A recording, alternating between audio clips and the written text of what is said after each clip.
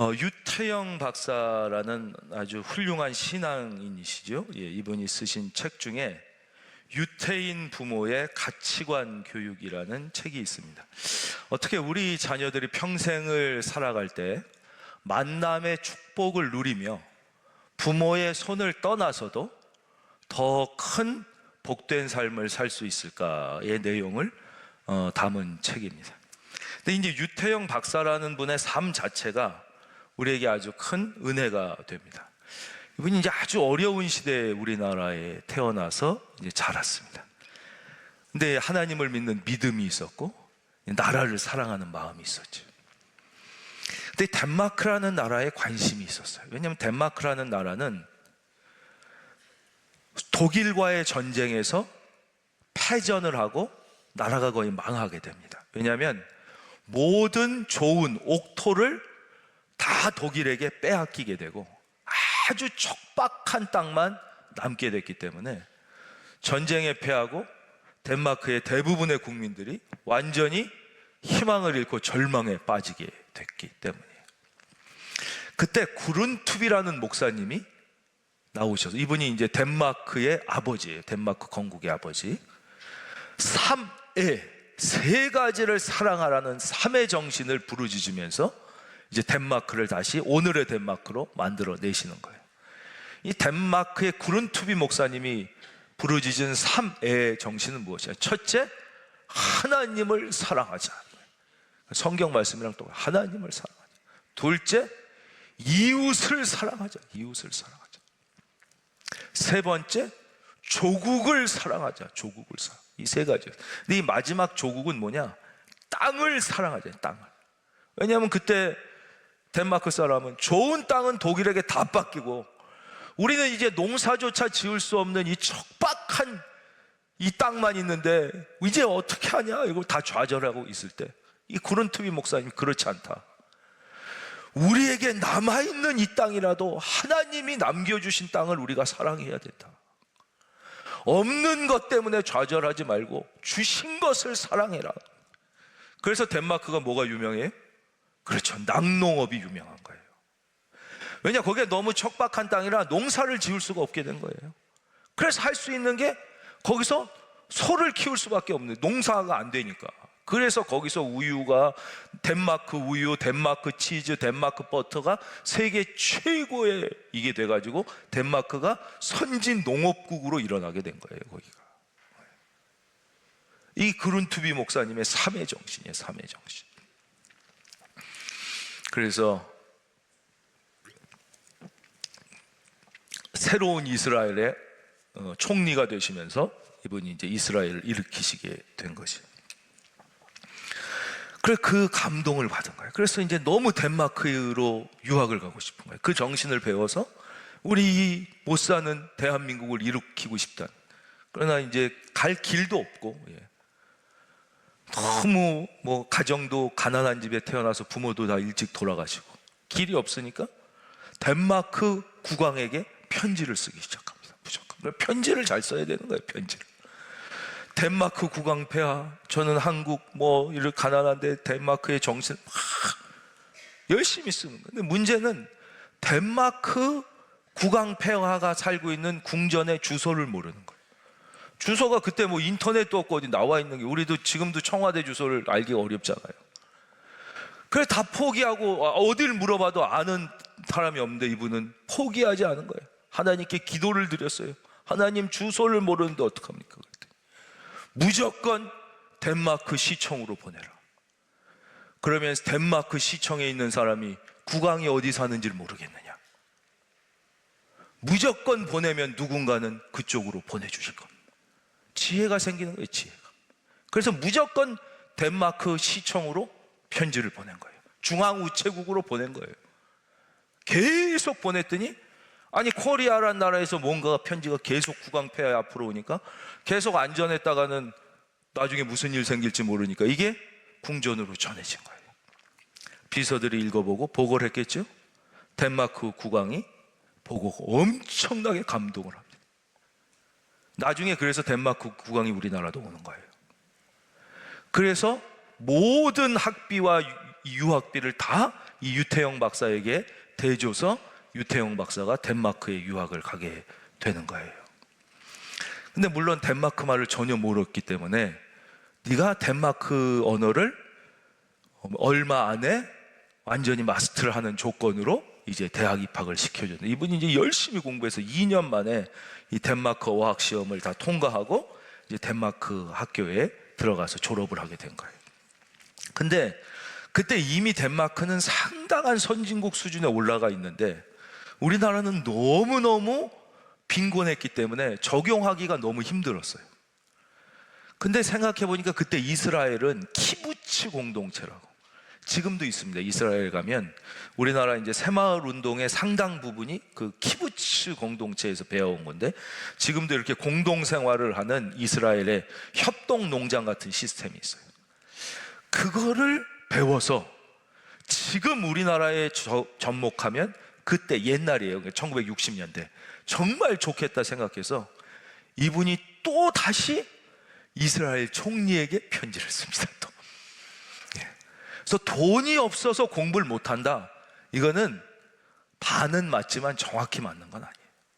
뜻이 있는 곳에는 길이 있는 거예요. 길이.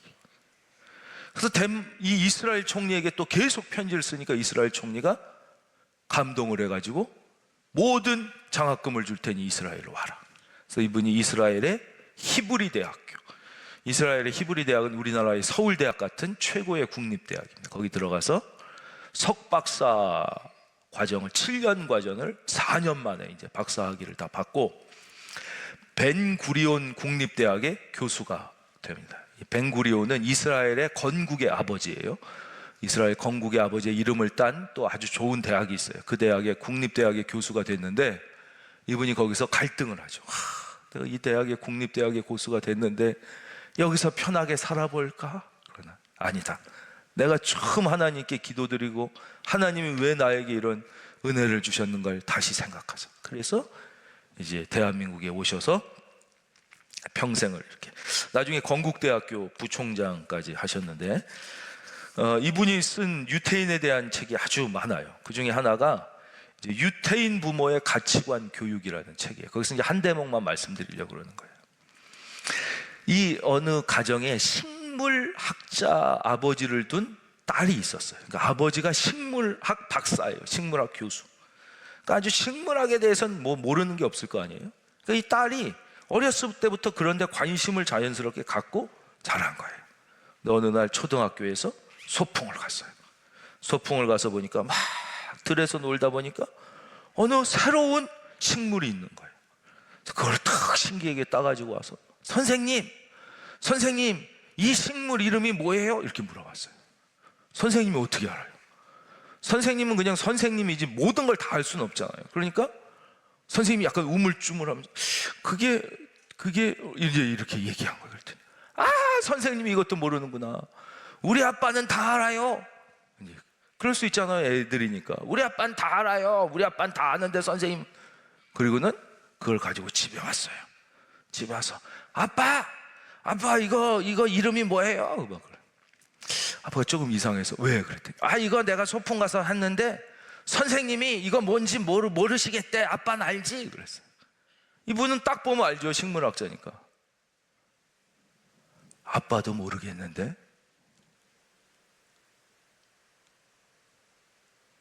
야, 그거 뭔지 아빠도 모르겠구나. 내일 학교 가서 선생님께 다시 여쭤보면 어떻겠니? 그리고는 그날 편지를 쓴 거죠. 그 식물에 대해서 자세하게 잘 쓴 거예요. 그걸 편지를 봉해서 그 다음날 학교 가는 애한테 이거 아빠가 선생님께 드리는 중요한 편지니까 아침에 학교 가자마자 선생님께 드려라. 이 이야기를 소개하고 있습니다. 그러면서 성경에서 예수님께서 가장 중요한, 우리가 어떻게 하면 만남의 축복을 누릴 수 있느냐, 부모가 자식을 끼고 사랑해봤자 얼마나 우리가 영향력을 줄 수 있냐는 거예요. 이 자녀가 잘 되려면 만남의 축복을 누려야 되는데 그것은 뭐냐면 남에게 대접을 받고자 하는 대로 너도 남을 대접하라. 그런데 선생님도 존중할 줄 모르는 애가 나중에 사회에 나와서 누구를 존중하겠냐 하는 거예요. 근데 요즘엔 막 보면 뭐 아버지들이 막 어머니가 막 선생님 앞에, 애들 앞에서 막 선생님한테 막 소리를 지르고 뭐, 야, 니네 학교 선생님 뭐 아냐? 아빠가 더 잘 알지 막 이러고 막 무시하는 거예요. 그러니까 애들이 학교 다닐 때 선생님을 무시하기 시작하는 거예요. 그러니까 회사 나와서는 사장을 무시하고, 직장에 다니시면 어른을 무시하고, 그렇죠? 모든 윗사람들을 무시하고, 윗사람은 또 아랫사람, 서로가 서로를 무시하고, 결혼하면 남편을 무시하고, 그 다음엔 자식을 무시하고, 시어머니 시아버지를 무시하고. 그럼 부모는 안 무시하겠냐 이거예요. 얘가 크면. 이러니까 모든 하나님이 예비해 주신 만남의 축복을 전혀 누리지 못하게 되는 것이다. 아주 의미심장한 얘기를 거기에 쓰고 있습니다. 사랑하는 성도님, 저는 사랑하는 성도님들 뿐만 아니라 성도님들의 자녀들이 만남의 축복이 있기를 바랍니다. 하나님은 여러분들과 여러분의 자녀를 위하여 놀라운 만남의 축복을 예비해 놓으신 것이죠. 그러나 성경은 분명히 복을 받는 것과 복이 있는 것이 다르다고 말씀하시는 거예요. 하나님은 다 복을 주셔요. 다 복을 주셔요. 다 복을 주셔요. 복음도 다 부르시지만 거기를 아멘하고 와서 구원받는 사람이 있고 거부하는 사람이 있듯이, 그 하나님이 주시는 복을 내 것으로 받는 사람이 있고 못 받고 차버리는 인생이 있는 거죠. 그것을 어떻게 우리가 내 것으로 받고 우리 자녀가 받을 수 있느냐? 바로 그것이 성경에 써 있는 것이죠. 바로 선생님을 인정하고, 선생님을 존중. 이것부터 안 되는데 그 다음에 누구를 존중하고 누구를. 그러니까 다 다른 사람들을 존중하지 않고 무시하니까 그 사람도 나에게 덕을 줄 수 있는 사람인데 나를 상호적이기 때문에, 그러니까 세상이 외롭고, 세상을 보면 원망스럽고, 세상이 밉고, 세상이 다 부정적으로 보이니까 인생이 힘들어지는 것이에요. 하나님은 여러분을 위하여, 여러분의 자녀를 위하여 놀라운 축복을 예비하고 계시는 것입니다. 여러분들이 주변의 모든 사람을 좋게 얘기하고, 할렐루야, 늘 칭찬하고, 이렇게 하셔서 여러분들의 자녀가 만남의 축복이 있기를 바랍니다. 자, 23절입니다. 이것은 이제 예루살렘 교회의 지도자들이 사도 바울에게 하는 말입니다. 우리가 말하는 이대로 하라. 서원한 네 사람이 우리에게 있으니 그들을 데리고 함께 결례를 행하고 그들을 위하여 비용을 내어 머리를 깎게 하라. 그러면 모든 사람이 그대에 대하여 들은 것이 사실이 아니고 그대도 율법을 지켜 행하는 줄로 알 것이라. 예, 저를 봐주십시오. 이제 예루살렘 교회 사람들이 인간적인 생각을 하는 거예요. 인간적 수단을. 왜냐?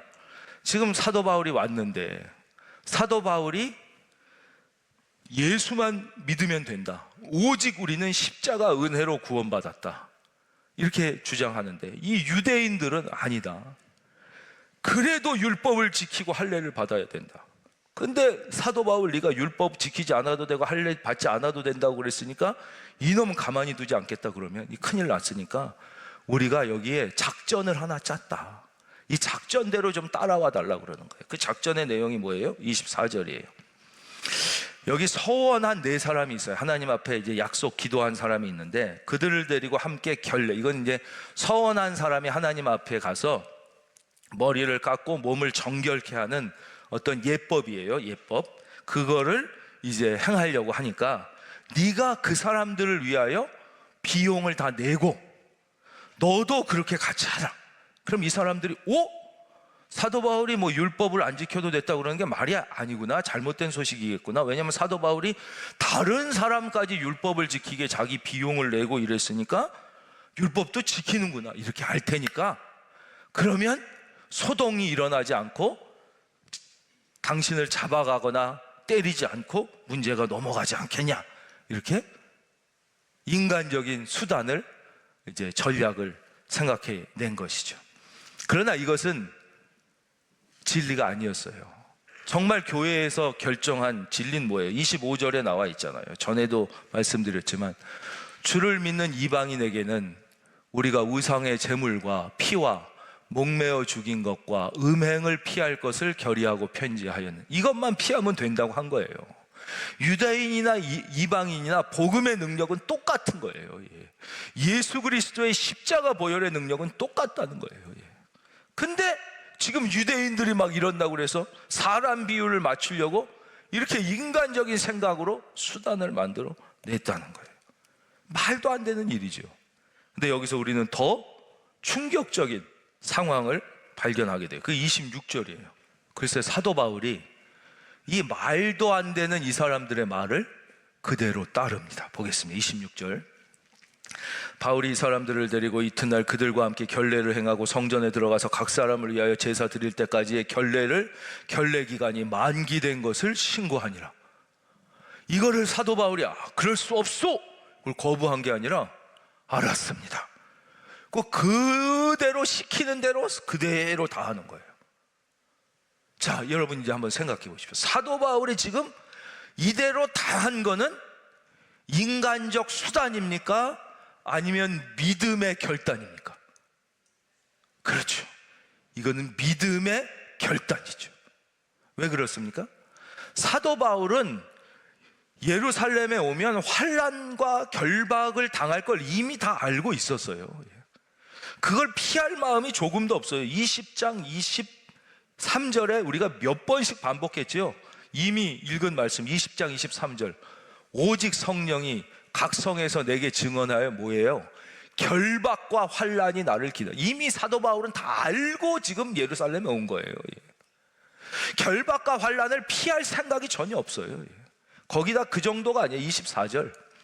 내가 달려갈 길과 주 예수께 받은 사명 꼭 하나님의 은혜의 복음을 증언하는 일을 마치려 하면은 나의 뭐조차? 다시요. 뭐조차? 생명조차 조금도 귀한 것으로 여기지 아니. 이게 사도 바울이에요. 이 사도 바울.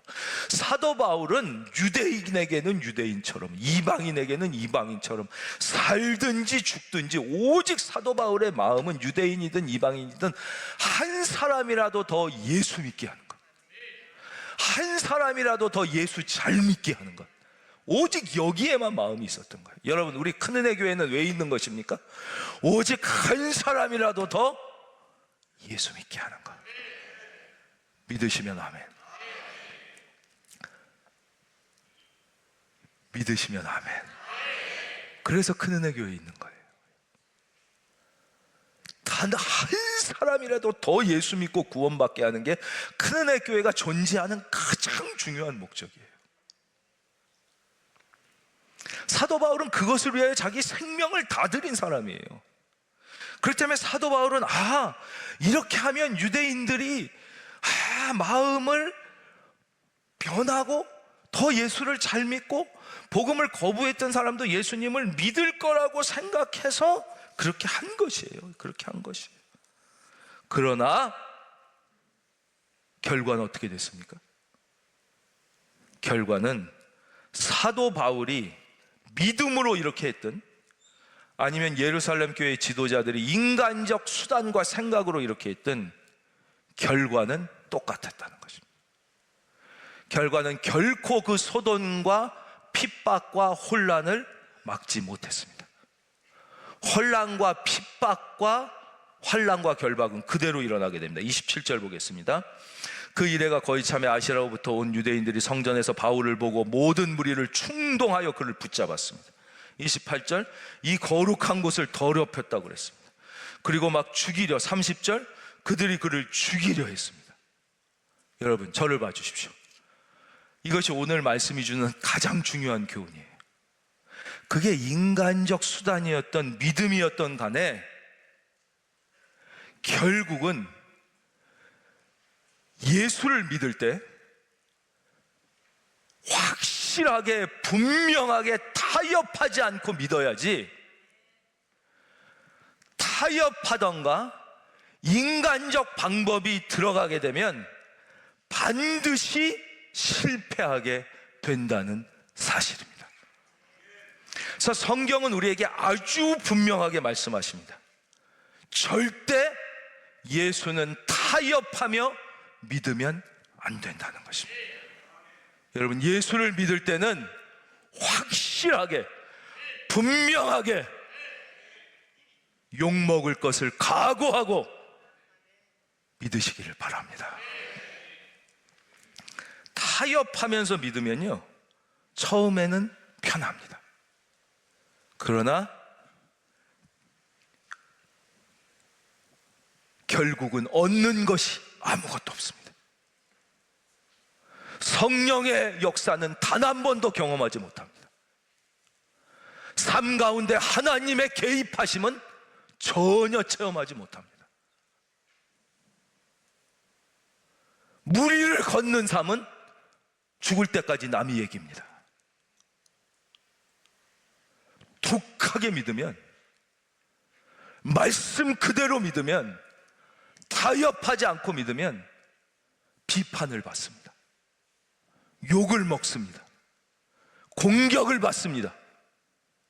그러나 마침내 승리합니다. 하나님의 은혜가 임합니다. 성령의 기적이 나타납니다. 마침내 그 인생에 하나님의 기적이 함께 하시는 것입니다. 하늘나라 축복은 말할 수 없는 것이죠. 그 사도 바울은 여기서 또 한 번 놀라운 깨달음을 알게 돼요. 아, 내가 한 영혼이라도 더 구원하기 위하여 인간적 수단에 동의했지만 이것은 실패하는구나. 어떠한 경우에도 인간적 방법에 동의하면 안 되겠구나. 여러분, 다시 한번 사랑하는 여러분들에게 간곡히 말씀드립니다.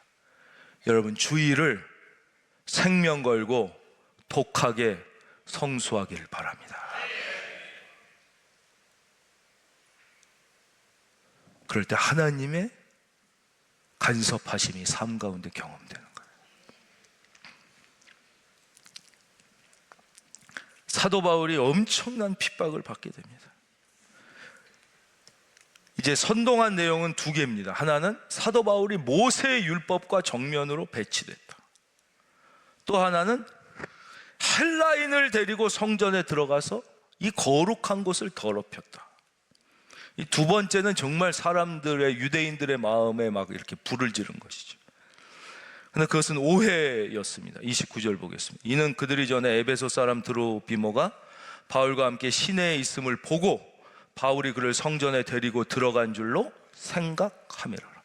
그냥 드로비모란 사람이랑 같이 시내에 있었는데 그걸 보고 봐라, 둘이 있었으니까 성전에 같이 들어간 것이다, 이렇게 오해를 한 거를 그렇다고 얘기해서 막 선동을 하게 된 것이죠. 그래서 매를 죽도록 또 맞게 됩니다. 어마어마한 인격적 모욕을 당하게 됩니다. 사도 바울은 정말 예수님 때문에 고난을 많이도 겪었습니다. 저는 이 말씀을 묵상하면서 또 그런 생각을 했습니다. 사도 바울은 예수님 때문에 정말 고난을 많이 겪는구나. 그런데 나는 예수님 때문에 고난을 겪는 게 하나도 없구나.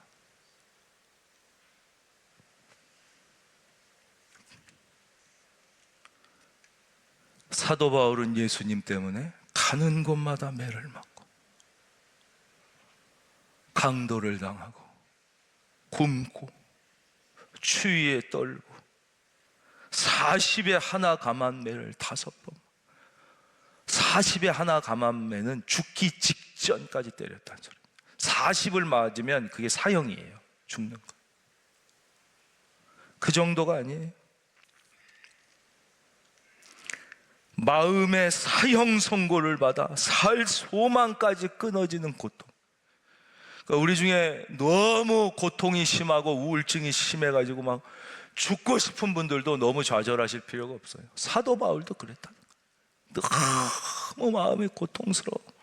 살 소망까지 끊어진 거예요. 엘리야도 그랬고 사도 바울도 그런 거예요.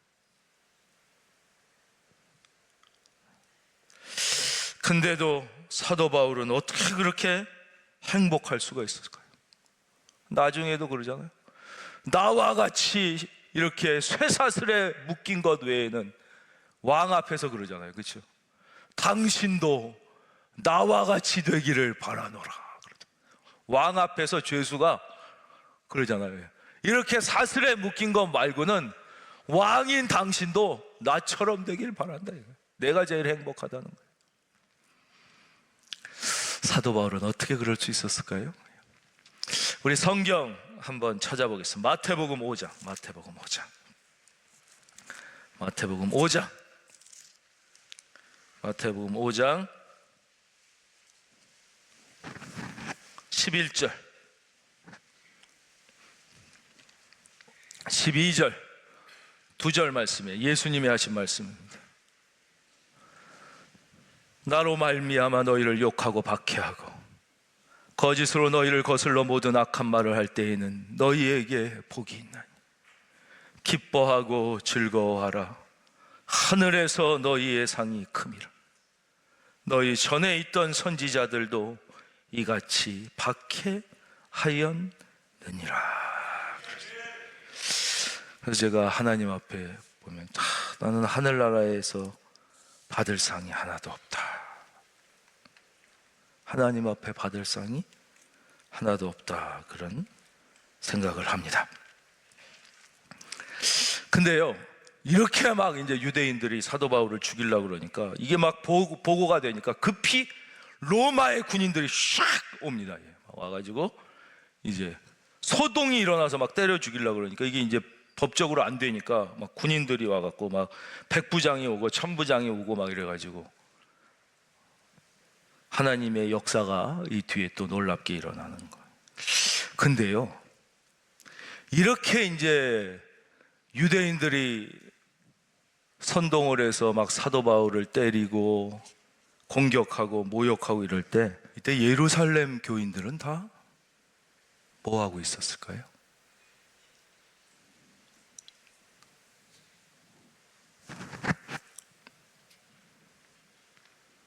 이때 예루살렘 교인들은 다 어디가 있었을까요?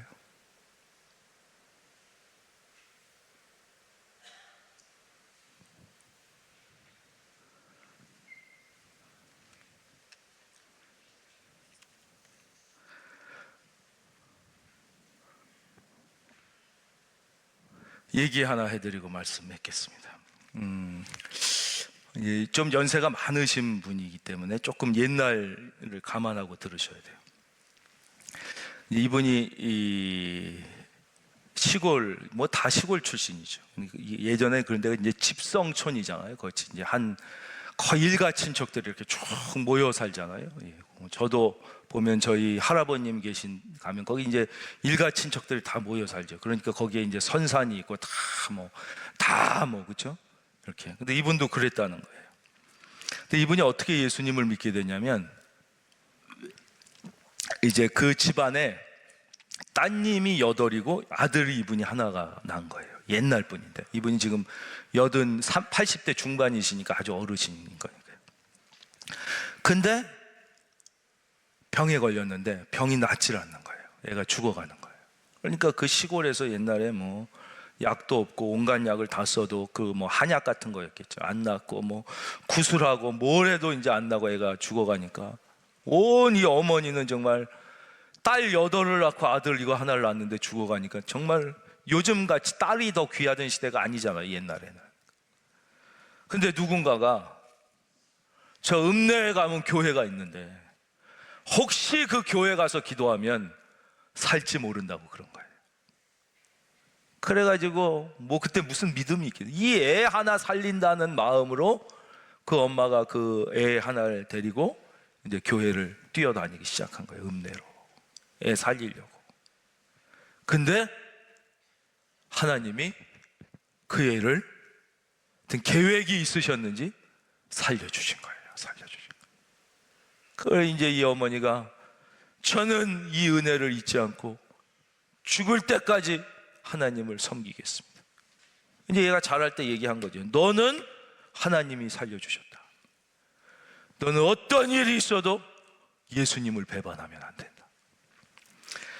근데 거기가 다 집성촌이니까 뭐 제사 드리고 이러면 뭐 한 몇 명이 아니잖아요. 온 뭐 큰 아버님, 뭐 작은 아버님, 뭐 온 일가 친척이 막 수십 명 이상씩 모여가지고 이렇게 집단으로 막 선산에서 이렇게 하는데, 온 집안 남자 중에 예수님 믿음 요거 하나인 거예요. 자기 하나. 다 절하는데 자기 하나만 꼿꼿이 서 있어요. 이 사람 취급을 했겠어요? 자기만 사람 취급을 못 받은 거예요. 다 욕하고 사람 취급을 안 받고. 제일 집안에 어르신이 있었는데 그분은 아주 주변으로부터 존경을 받고 학식 선비 중에 선비고, 마지막까지도 그 한자가 너무 능하셔서 한자를 가르치시고, 그분의 큰아들이 있고, 이제 대부분 옛날엔 장자계승이니까 그 집안도 대부분의 가문의 유산이 글로 쭉 가는 거예요. 여기는 완전히 낙동강 오리알처럼 그냥 버려진 거예요. 근데 이분이 믿음 하나 가지고 이제 서울로 올라와서 얼마 전에 말씀드린 그 알파문고 이동재 회장처럼 오직 기도와 무릎으로 하여튼 기적적으로 하나님께서 분을 도와주신 거예요. 근데 이 문중은 점점 이제 무너지기 시작한 거죠. 특별히 그 제일 집안의 어르신에게 아들이 하나 있었어요. 큰 아들. 이름이 두환이에요. 전두환이 아니에요. 절대 그렇게 생각. 이름 두환이라는 이름이 옛날에 많았어요. 두환. 이 사람이 예수 안 믿으니까 옛날에는 다 술 마시잖아요. 술 마시고. 돈 있으니까 기생집 가고. 옛날 돈 있는 남자들 뭐 하겠어요. 그게 죄인지도 몰랐잖아 옛날에. 화투 치고. 한 번 무너지기 시작하면요, 여러분 재산 대단하게 생각하면 안 돼. 이병철 회장도 둘째 아들의 아들 손자가 생활고로 자살했어요. 역사책 보세요. 먹을 게 없어서 슈퍼 가가지고 빚내서 먹다가, 할아버지가 이병철인데 그 아버지가 이창이고 세한미디어 재벌 회장이었다. 그 한 번 망하니까 그 아들이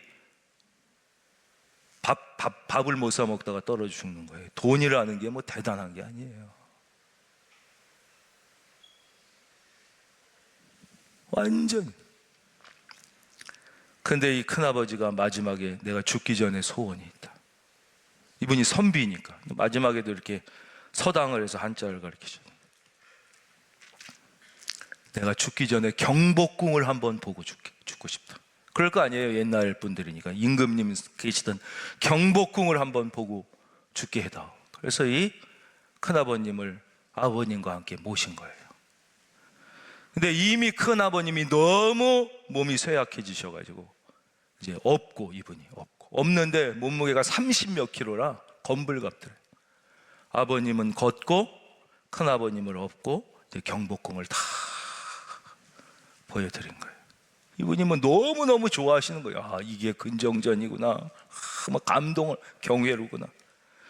경복궁을 한참 보고 있는데 갑자기 여기 뒷목에 뜨거운 눈물이 툭툭툭툭툭툭툭 떨어지더라고요. 그러면서 큰아버지가 작은 목소리로 귀에 대고,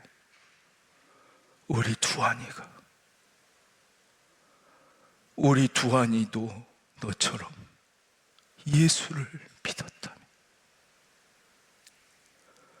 우리 두한이도 너처럼 예수를 믿었다며. 우리 두한이도 예수만 믿었다며. 그러고 오시더라는 거예요. 여러분은 하나님의 특별한 선택과 부르심으로 이 자리에 오게 된 것입니다.